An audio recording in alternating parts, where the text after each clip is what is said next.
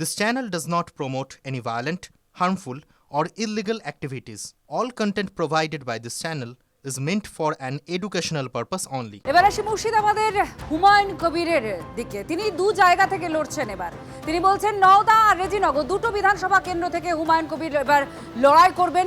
কেন? এই প্রশ্ন স্বাভাবিক আসে যে হুমায়ুন কবিরকে আমরা দেখেছিলাম, তিনি বলেছিলেন যে তিনি কিং মেকার হবেন, তিনি সিদ্ধান্ত নেবেন, নির্ণায়ক ভূমিকা নেবেন যে কে সরকারে বসবে। আর সেই হুমায়ুন কবির এবার বলছেন যে তিনি ভরতপুরে নয়, নওদা রেজিনগর এই দুটো বিধানসভা কেন্দ্র থেকে লড়াই করবেন।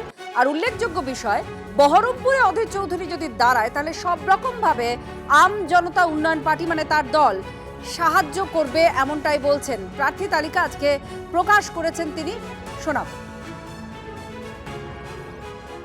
গত দুদিন আগে কোনো একটা এয়ারপোর্টে দেখা হয়েছে, কথা হয়েছে, সৌজন্যতা বিনিময় হয়েছে। আমি বলেছি প্রকাশ্যই যে বহরমপুরে অধীর চৌধুরী কন্টেস্ট করলে তাকে জেতানোর জন্য আমার তরফ থেকে সর্বোচ্চ সহযোগিতা পাবে বা করবে, প্রার্থী দেব। কিন্তু সেটা অনেক পলিটিক্যাল লোকদের অনেক রকম কম্পালশন থাকে, ওটা আপনি এখন কি করে এই প্রশ্নের উত্তর হবে? প্রার্থী দিলে যতটা সহজ হবে, না দিলে একটু কঠিন হবে। আমিও 43 বছর পলিটিক্স করছি। মুর্শিদাবাদ জেলায় কার কোথায় অঙ্ক আছে, কোন অঙ্কে কাকে ঘায়েল করতে হবে, আমাকে খেলতে দিন না আমার মতো করে। এটা বিগত কয়েক বছরের তুলনায় অত্যন্ত চ্যালেঞ্জিং বলে আমি মনে করি। বাংলার যে সিচুয়েশন হয় বা রক্তক্ষয়ী নির্বাচন হয় বিগত 10 বছর ধরে আমাদের যে অভিজ্ঞতা, তাতে কি লোকসভা কি বিধানসভা যে কোনো নির্বাচনে শান্তিপূর্ণভাবে নির্বাচন বাংলায় হয়নি। আমরা টোটাল 182টি আসনে প্রার্থী দেব। আগামী 22 তারিখে মিমেন কোন কোন আসনে লড়বে, আর আমরা টোটাল 182-র মধ্যে আমরা কত আসনে লড়ব সেটা আপনাদেরকে পরিষ্কার করব। আমি হুমায়ুন কবির 70 রেজিনগর এবং 74 নওদা দুটো কেন্দ্র থেকে কন্টেস্ট করব। 70 রেজিনগর মুর্শিদাবাদে আমার হোম সিট, আমি যেখানে 2011-তে সেখানে এমএলএ ছিলাম, সেই 70 রেজিনগর এবং 74 নওদা যেখানে TMC Saina Mamtaz MLA existing ছিল, আবার সে পুনরায় টিকিট পেয়েছে, আমি সেখানেও কন্টেস্ট করব। কংগ্রেস নেতা মুখপাত্র আশুতোষ চ্যাটার্জি এই মুহূর্তে আমাদের সঙ্গে রয়েছেন, তার কাছে প্রতিক্রিয়া নেব। আশুতোষ, হুমায়ুন কবির তিনি বলছেন যে অধীর চৌধুরী যদি বহরমপুরে দাঁড়ান তাহলে তার দল সব রকম ভাবে সহযোগিতা করবে, তিনি ত্রাতা হতে চাইছেন কি?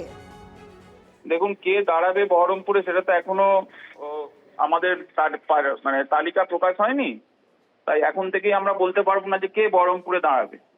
অধীর চৌধুরী যেখানেই দাঁড়াবে উনি মানুষের প্রার্থী হয়ে দাঁড়াবেন এবং মানুষের প্রার্থী সবসময় জেতেন, এবং কংগ্রেসই জিতবে, কংগ্রেসই আগামী দিনে ফিউচার পশ্চিমবঙ্গে। তাই হুমায়ুন কবির কি বলছে টলছে উনি আমাদের খুব একটা গুরুত্ব দেওয়ার কোনো ব্যাপার নেই। উনি কোথা থেকে দাঁড়াবেন নিজে ঠিক করুন, আর কাকে কোথায় বদলি করবেন সেটা ভাবুন।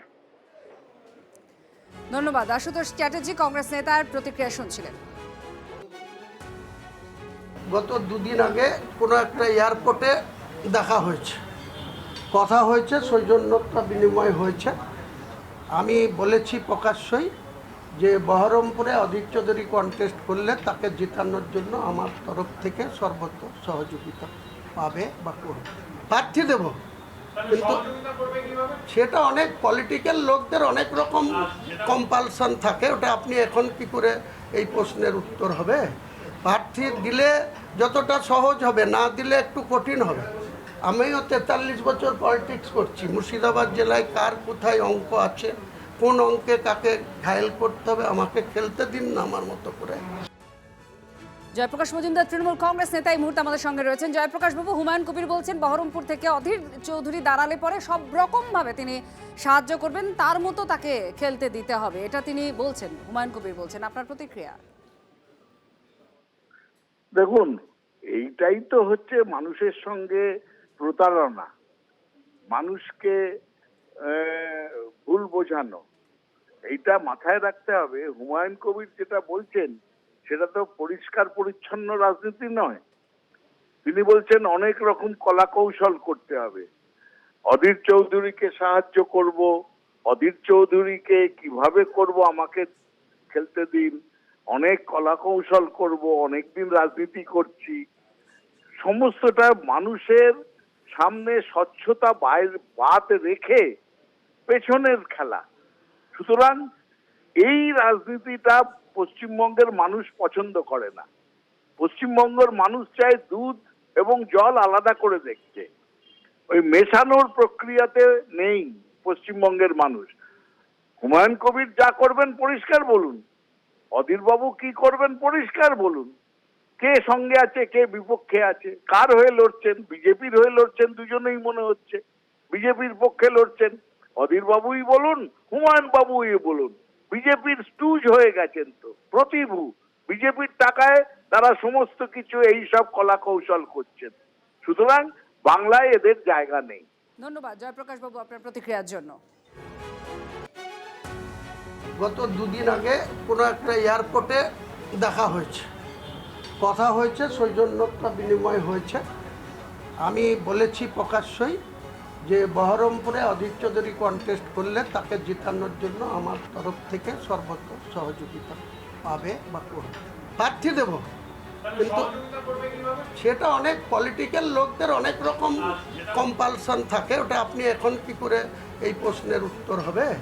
প্রার্থী দিলে যতটা সহজ হবে, না দিলে একটু কঠিন হবে। আমিও 43 বছর পলিটিক্স করছি, মুর্শিদাবাদ জেলায় কার কোথায় অঙ্ক আছে, কোন অঙ্কে কাকে ঘায়েল করতে হবে, আমাকে খেলতে দিন না আমার মতো করে।